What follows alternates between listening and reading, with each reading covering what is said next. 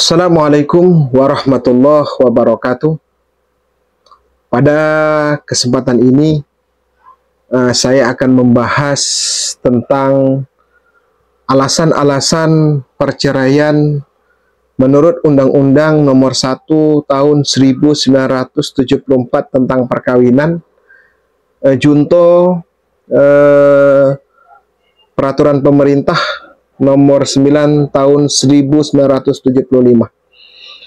Karena banyak ditemukan di lapangan,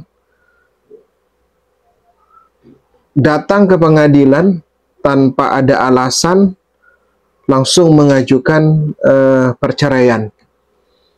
Sehingga cerai yang ia ajukan ditolak oleh pengadilan. Maka merujuk kepada Pasal 39 ayat 2 Undang-Undang Nomor 1 Tahun 74 junto Pasal 19 Peraturan Pemerintah Nomor 9 Tahun 1975, ada 6 alasan seseorang itu boleh mengajukan yang namanya perceraian. Alasan yang pertama adalah salah satu pihak berbuat zina atau menjadi pemabuk, pejudi, pemadat, di mana kebiasaan ini sukar untuk disembuhkan.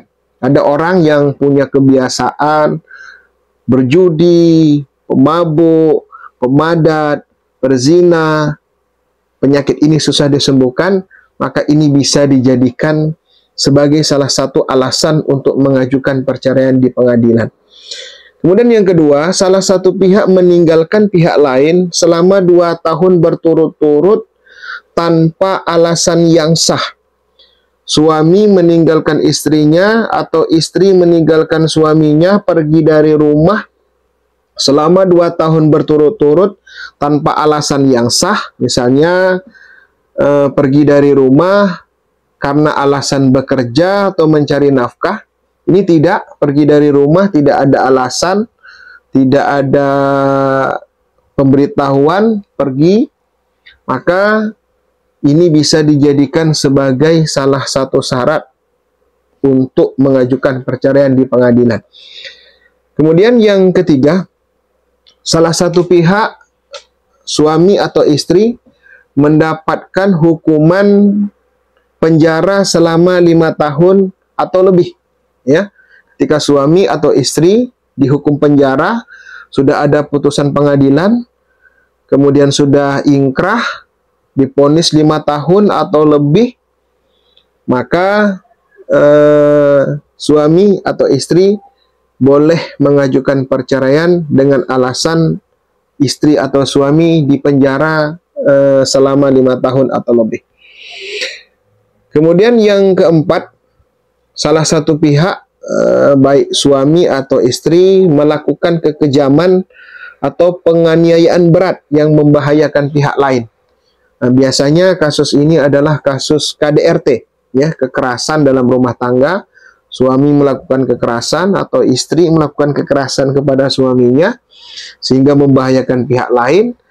Hal ini bisa dijadikan sebagai salah satu alasan untuk mengajukan perceraian di pengadilan. Kemudian yang kelima, salah satu pihak, dalam hal ini suami atau istri,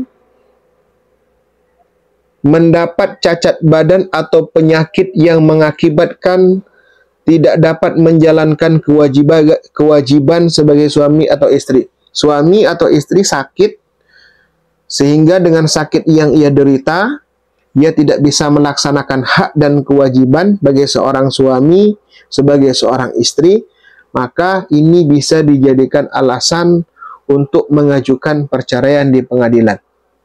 Kemudian yang keenam, antara suami dan istri terjadi cekcok atau perselisihan atau pertengkaran yang terus-menerus, ya, sehingga mengakibatkan rumah tangga tidak ada harapan untuk membentuk keluarga sakinah, atau tidak ada harapan lagi untuk hidup rukun antara suami dan istri, cekcok ribut, tidak ada harapan untuk damai atau membentuk rumah tangga yang sakinah mawaddah dan warahmah, maka hal ini boleh dijadikan alasan untuk mengajukan perceraian. Demikianlah alasan-alasan yang boleh diajukan untuk perceraian di pengadilan berdasarkan Undang-Undang Nomor 1 Tahun 1974 garing Peraturan Pemerintah Nomor 9 Tahun 1975. Mudah-mudahan bermanfaat. Terima kasih. Assalamualaikum warahmatullahi wabarakatuh.